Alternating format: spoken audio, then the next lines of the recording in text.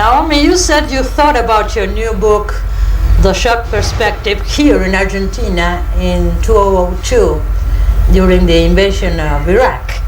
And you said you saw in the way Argentinians looked at the war a new perspective. Could you explain that? I think that if I had been in North America when the invasion began, I would never have been exposed to the perspective that really led to this book. Because in North America, the war was discussed as if it was an entirely new Bush-created phenomenon.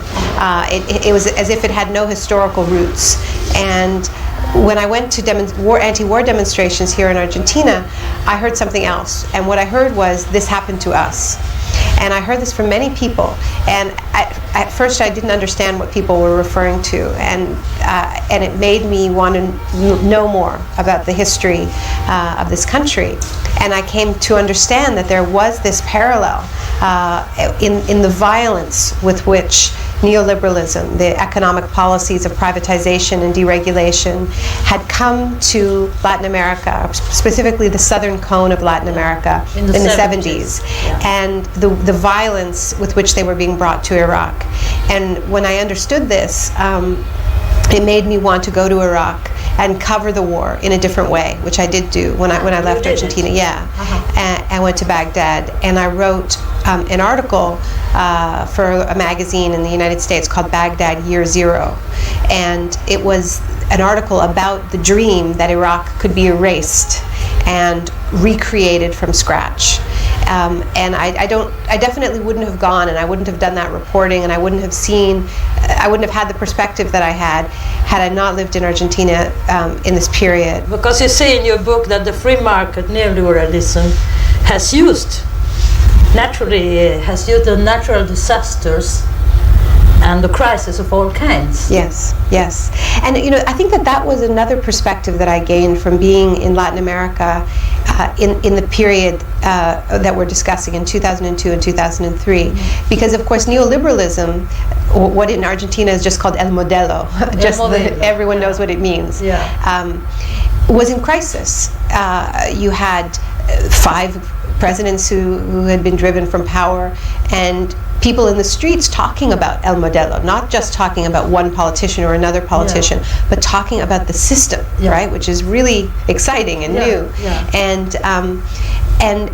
But it wasn't just Argentina. I mean, it started to spread. In 2003, you had the huge protests in Bolivia against gas privatization, the gas wars, the water wars. So it's all over Latin America. All over Latin America, and then Iraq was invaded. Paul Bremer arrives, the U.S. envoy, and he declares that Iraq is going to be a free trade zone and that it's open for business, and proceeds to write a series of laws that was the Washington Consensus, but imposed under military occupation. I called him at the time a one-man IMF. He just went in there, didn't have to negotiate with anyone, and just pushed through the whole program. Flat tax, privatization. It was the wish list. Allowed foreign companies to own 100% of Iraqi assets. So what I thought was happening was that precisely because these policies were being rejected in countries that had tried them, which is most of the world, right, at that point, that in a sense the shocks, the crises that were required to prepare the ground were getting bigger. That there could no longer be a sort of veneer of consent, as there had been in the 90s with free trade deals and the World Trade Organization. And now it was just gloves off, shock therapy through shock and awe. And now you need a war. Right? You need a war. You need a natural disaster. And now, I think the idea for when I finally said, okay, I need to write a book about this because it's too big for articles, was when I saw the same thing happen after the Asian tsunami in 2004. And I went to Sri Lanka, which was one of the hardest hit countries. And what I found there was that the World Bank and the International Monetary Fund were using the phrase reconstructing from a disaster, to impose a classic structural adjustment program, which of course they no longer use that phrase anymore. They've changed words, and then now it's called reconstruction. What that means is that every natural disaster is a new opportunity to push through this agenda.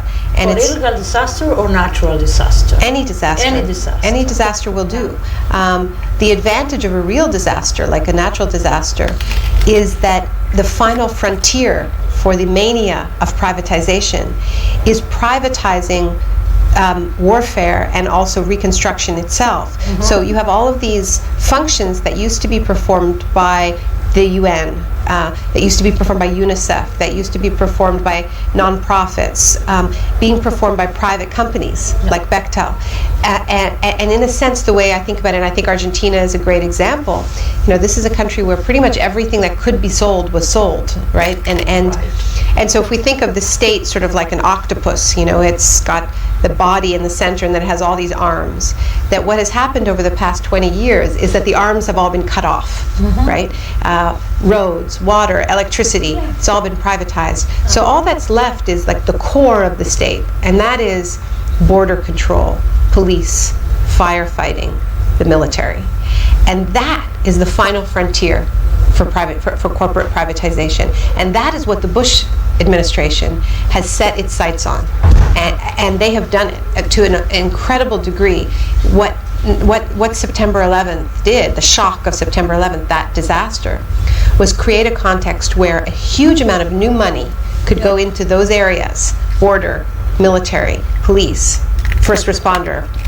And so they took the money, they took the power, and they privatized it all to Blackwater, Halliburton, all of these huge players. So it's so important that we still talk about the economics, because we act as if, it's just about war now, it's just about terrorism, and we act as if that's no longer the agenda. But in fact, it's money. It's money.